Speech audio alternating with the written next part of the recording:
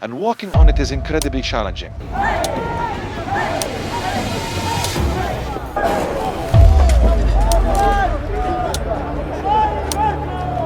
This is a child's tooth. No one has reached this area. There are definitely more than one mummy here.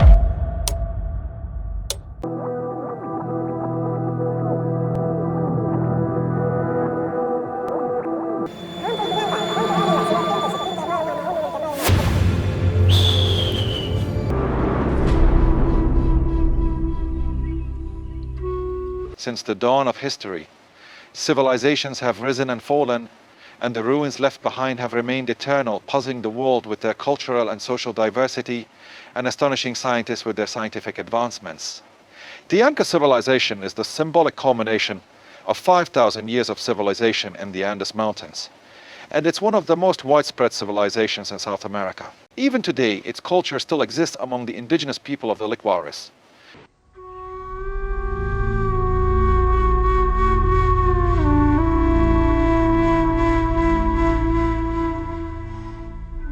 The Inca was an ancient empire built by Native American peoples in South America.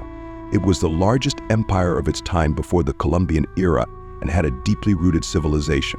The Inca territory included Ecuador, Peru, Bolivia, and parts of Chile and Argentina.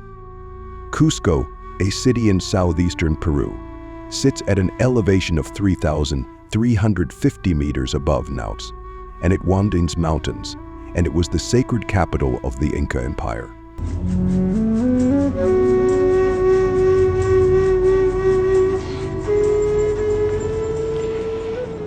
Cusco, often called the sacred city of the sun, is the oldest continuously inhabited city in the Americas. It represents a unique mosaic that combines Inca civilization and Spanish colonialism on the ruins of the empire.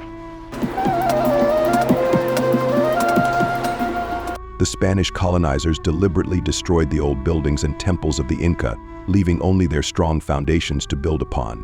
We can clearly see this in the city's historical structures,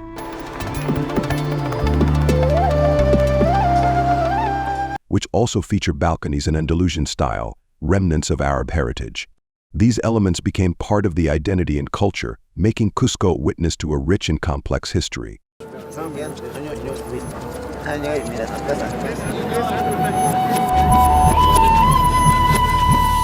Even today, people still speak the Inca's main language, Quechua, and over 6 million people in the Andes region still use it.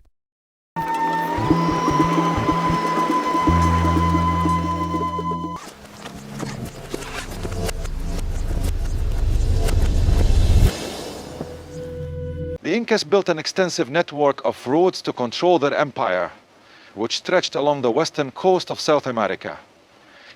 These roads extended for tens of thousands of kilometers, allowing them to transport goods and resources from one part of the empire to another. One of the reasons the Inca roads remain intact is that they were built in very rugged mountain terrains, stretching across long distances.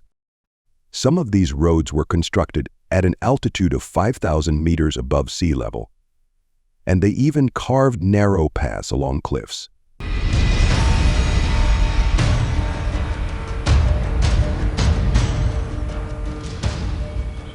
The road system built by the Incas is one of the most magnificent examples of ancient architecture ever constructed. Huachuca Bridge, located in the Quewi district, is about 200 kilometers from Cusco and spans 38 meters, making it one of the most impressive bridges in the world.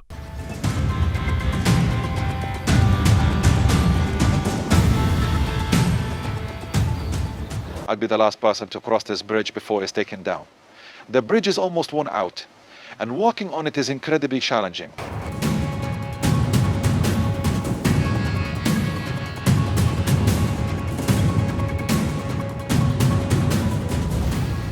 Today is going to be an exciting event. We will witness the old bridge being taken down and the new one being put up.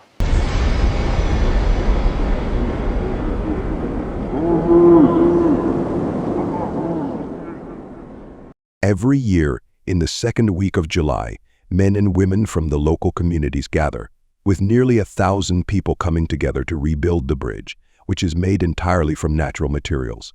They use quioya grass, the essential material for making the ropes. They dry it, soften it in water, then beat and braided. The construction of the new bridge takes 3 days. They start by making small ropes, then braiding them into thinner ropes, which are later joined to make longer ropes. Finally, they braid them together to create the main cables. Each main rope is made up of 30 braids of smaller ropes, and 6 of these main ropes will be used to support the bridge. This is indeed a special day for every member of the village. Everyone is working together because it's considered a great honor to take part in building the bridge, first constructed by their INCA ancestors.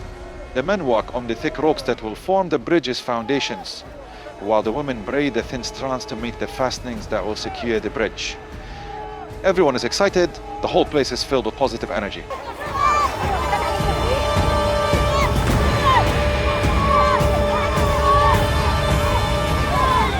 After tightening and replacing the ropes, they lower them to the spot where the bridge will be constructed. The local shamans perform their usual rituals to bring luck and bless the bridge before the work begins.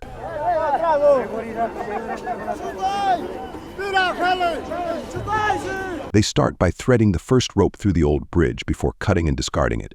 It takes them a full day to pull the new ropes for the new bridge.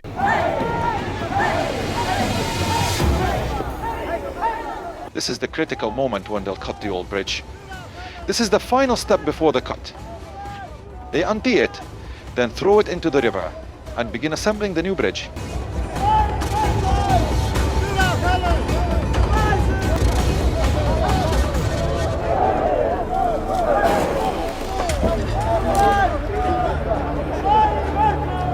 The entire community works together to pull the ropes into their proper position. The main supports of the bridge consist of 6 large ropes, 4 for the ground and 2 as railings. Each rope is made up of 3 layers, and each layer contains 120 small ropes. They secure these supporting cables to the tree anchors on either side of the gorge. The workers on the bridge are the builders, working from both sides until they meet in the middle.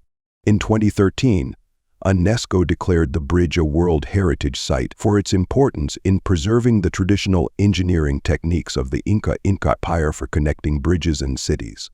The locals still build the bridge using the same ancient methods. Now the bridge is much safer and can hold large numbers of people at once. It truly is beautiful, shining like a golden bridge.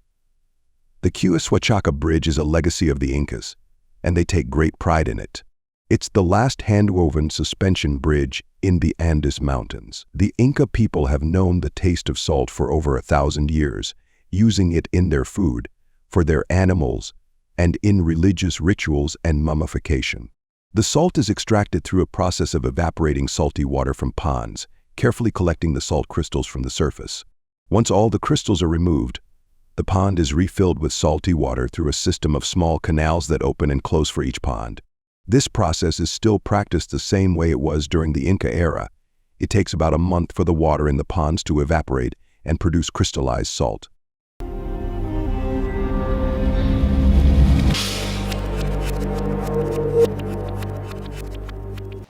I'm at one of the rarest places left by the Incas, called Moray.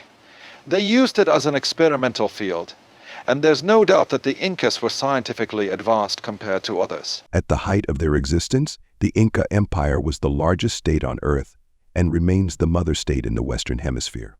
With an abundance of wealth, gold, and precious stones, the legendary Inca people attracted colonizers and later, many anthropologists and archaeologists to the Andes in their quest to understand the advanced methods of the Incas. On this plateau, which rises 3,500 meters above sea level, lies one of the most important agricultural laboratories of the Incas, 30 meters below sea level. Researchers believe that its depth, design, and orientation concerning the winds and sun create a temperature difference between the top and bottom, meaning that temperatures vary from 1 degree to another.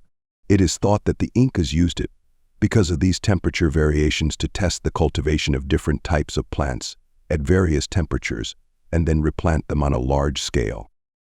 The fundamental question here is, why didn't all the massive armies of the Incas, which existed in the empire, move against a handful of Spanish adventurers who managed to subjugate the entire empire? One of the problems for scientists and researchers in understanding the Incas is the lack of historical documents due to the absence of writing. For this reason, scientists and researchers had to rely solely on archaeology and historical indicators. Some scholars recently believe that the knots in quipus were not a counting tool but a type of alphabet. Others even think that the drawings on fabrics were used as messages to convey information. I'm in the Jinseri area of the Andes Mountains. These rocky cliffs were where the Incas buried their dead. They didn't bury their dead naturally. Instead, they mummified them. We're trying to find some graves to see if there are still mummies or if they have disappeared.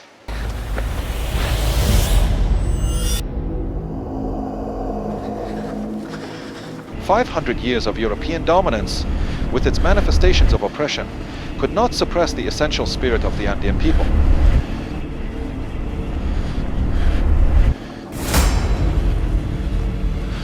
The secret of the culture lies in the land, and the people of the Andes have a strong connection to the earth.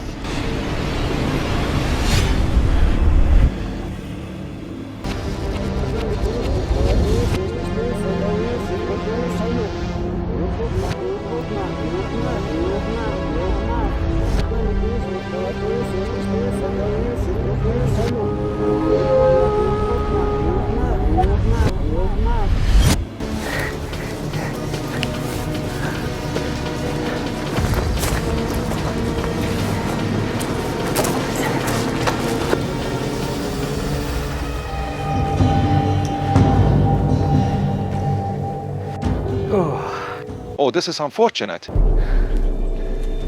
These are all the bindings they used to tie the mummies.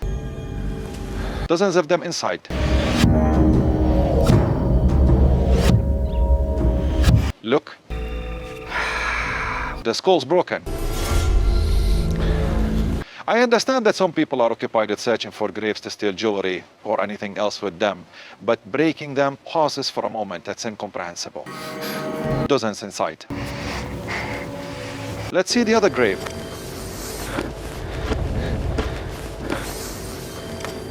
Unfortunately, the same thing.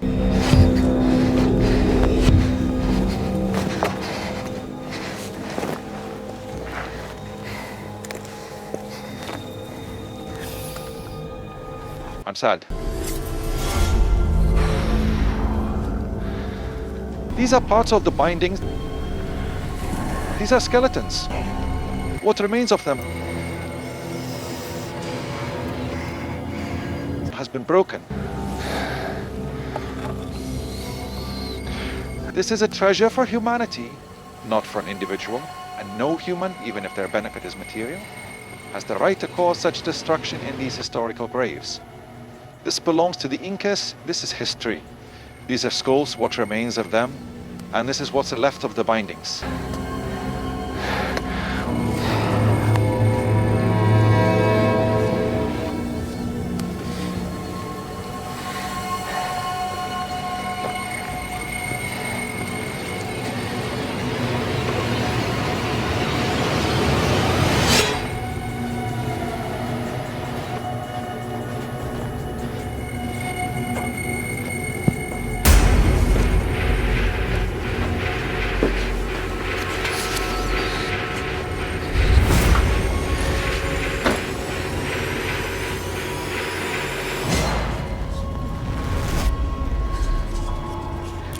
It seems that these skulls have suffered injuries.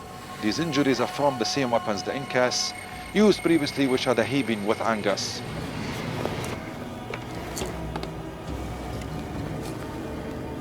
This one also shows signs of injury here. This indicates that they are skulls of the Inca people.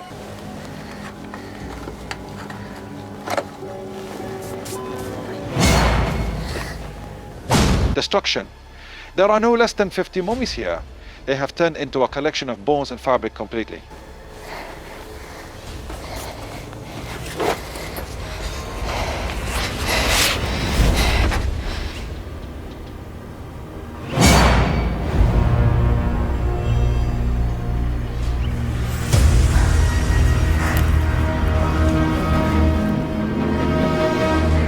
It seems there are paths to reach this height.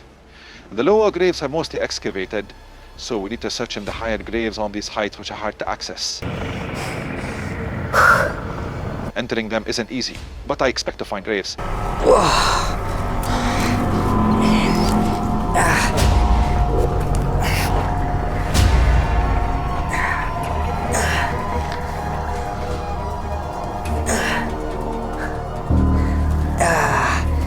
This is a dangerous slope.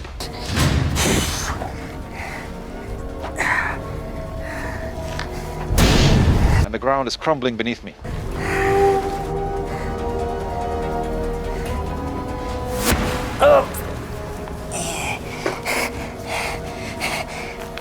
This is no joke.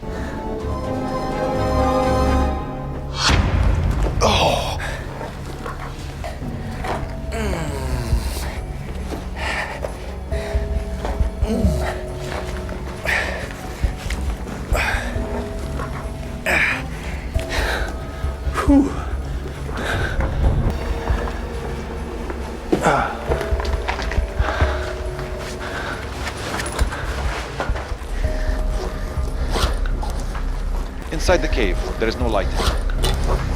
I'll use my own light.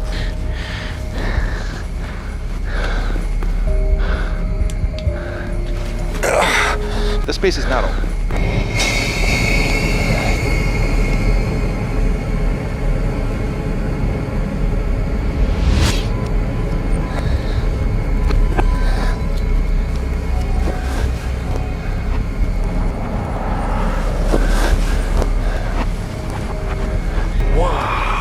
Unbelievable.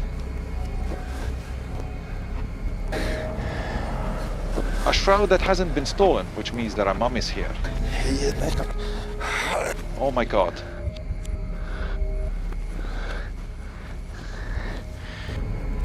This is unbelievable. No one has reached this area. There are definitely more than one mummy here. Whoa! Unbelievable.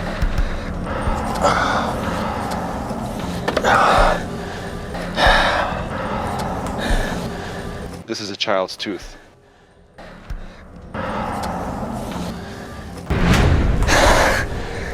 This is what we've been searching for 2 days. The Incas sacrificed their child, and this was a great honor for the family. The girl could be a non-adult, and the parents were happy with the priestess' blessing. They would place their children in caves on mountain tops to sacrifice them to the sun god and mountain god. This is one of the most important customs of the Inca people. What makes me happy is that I am the first person to enter this cave that contains mummies. If archaeologists or those looking to steal artifacts had entered, they definitely wouldn't have left them in their graves or their wrappings. They would have uncovered the artifacts to see what jewelry they had. I don't have to look for others. I'll close it just as they were.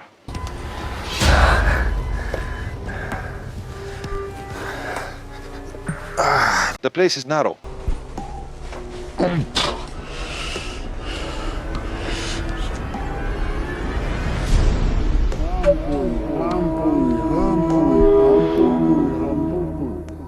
I came from a place where knowledge is fundamental, where there's no room for myths or magic, but in the Andes, it's another world.